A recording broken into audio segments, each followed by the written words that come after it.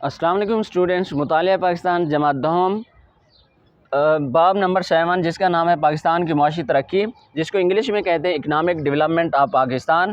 تو اس مطالعہ پاکستان جماعت دہم کے 7ویں چیپٹر کے اندر ہم مین ٹاپک ڈسکس کر رہے ہیں کہ پاکستان میں مختلف اشروں میں ہونے والی معاشی ترقی۔ اس سے پہلے ہم نے ڈسکس کیا تھا پہلا اشرہ، دوسرا اشرہ، اور آج جو ہم نے ڈسکس کرنا ہے وہ کون سا ہے؟ تیسرا اشرہ۔ جو تیسرا اشرہ ہے وہ 1968 سے لے کر 1978 تک جاتا ہے، اور اس تیسرے اشرے کے اندر جو ہے چوتھا 5 سالہ منصوبہ سٹارٹ کیا گیا۔ چوتھا 5 سالہ منصوبہ کب سٹارٹ کیا گیا؟ 1970 سے سٹارٹ کیا گیا، اور 1975 پہ جو ہے یہ کیا ہوتا ہے؟ ختم ہوتا ہے۔ جیسے کہ میں نے آپ کو بتایا ہے کہ 5 سالہ پہلا منصوبہ جو سٹارٹ کیا گیا تھا وہ 1955 سے سٹارٹ کیا گیا تھا۔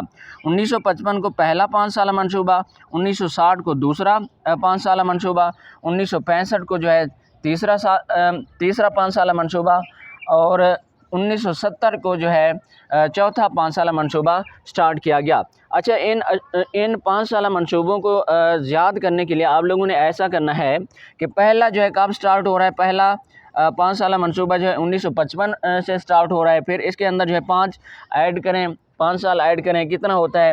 1960۔ پھر 1960 کے اندر جو کتنے ایڈ کریں؟ 5 ایڈ کریں، اور پھر کیا ہوتا ہے؟ 1965۔ 1965 کے اندر جو ہے کتنا ایڈ کریں؟ یہ ہوتا ہے 1970۔ 1970 کے اندر کتنا ایڈ کریں؟ 5، یہ کیا ہوتا ہے؟ 1975۔ اس طرح سے جو ہے 5 سالہ منصوبوں کو آپ لوگوں نے کیا کرنا ہے؟ یاد کر لینا ہے۔ پہلے کے اندر پہلا کب سٹارٹ ہوا؟ 1955 کو، اس کے اندر جو ہے 5 ایڈ کریں، وہ کب ہوگا؟ 1960 تک جائے گا، ٹھیک ہے۔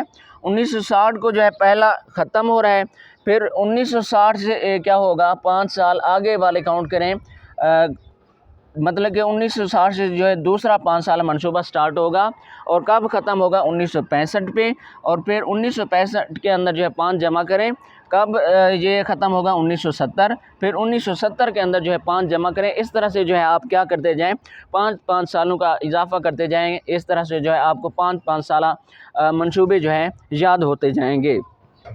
اچھا، یہ جو چوتھا 5 سالہ منصوبہ ہے یہ کیا ہوا؟ نامکمل رہا۔ کیوں نامکمل رہا؟ کیونکہ 1971 کے اندر پاکستان اور بھارت کے درمیان جو جنگ ہوئی، اس کی وجہ سے جو ہے یہ چوتھا 5 سالہ منصوبہ جو ہے مکمل نہیں ہو سکا۔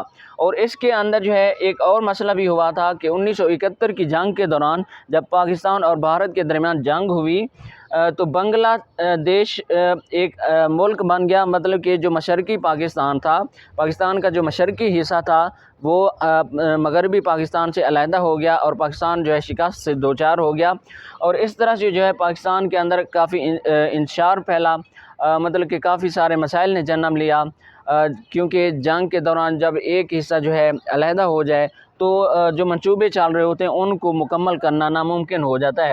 اور اس کے بعد جو ہے اس 5 سالہ منصوبے کے اندر جو ہے معاہدہ سندھ طاس کے تحت، جیسا کہ میں نے پچھلے لیکچر کے اندر معاہدہ سندھ طاس کے حوالے سے بتایا تھا کہ منگلہ ڈیم اور تربیلا ڈیم کو جو ہے مکمل کیا گیا اس چوتھے 5 سالہ منصوبے کے اندر، ٹھیک ہے۔ تو آپ کی کتاب سے باقی چیزیں ڈسکس کرتے ہیں، جو چیزیں مس ہو گئی ہیں وہ آپ کو میں بتاتا چلوں گا۔ چینل کو اگر سبسکرائب نہیں کیا تو آپ چینل کو ضرور سبسکرائب کر لیں تاکہ ہر نیا آنے والا لیکچر جو آپ کو ملتا رہے۔ تیسرا اشرہ 1968 سے 1978 تک۔ اچھا، یہ بتاتا چلوں کہ یہ دور کس کا تھا؟ 1969 تک جو ہے یہ کس کا دور تھا؟ ایوب خان کا دور تھا۔ پھر جو ہے 1969 کے بعد جنرل یحییٰ خان کا دور آتا ہے۔ جنرل یحییٰ خان کے دور کے بعد جو ہے 1971 میں جو ہے ذوالفقار علی بھٹو کا دور حکومت آتا ہے۔ ذوالفقار علی بھٹو کا دور حکومت کہاں تک جاتا ہے؟ 1977 تک جاتا ہے۔ 1977 کے بعد جو ہے کس کا دور حکومت آتا ہے؟ جنرل محمد ضیاء الحق کا دور حکومت آتا ہے۔